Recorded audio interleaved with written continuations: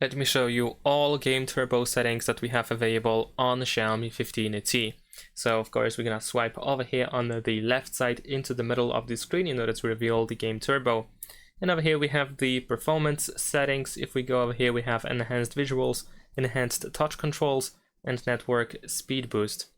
Besides that, we have the boost performance option where we can clear memory automatically, we can free up storage space, and we can also monitor the performance of our phone during the game. We also have the clear memory button as well. Over here at the bottom, below it here, we have some additional options that can be quite useful when playing games like the D&D mode. We can also capture a screenshot, we can record the gameplay, jump to settings, cast the screen, toggle Wi-Fi, adjust the brightness, and so on and so forth.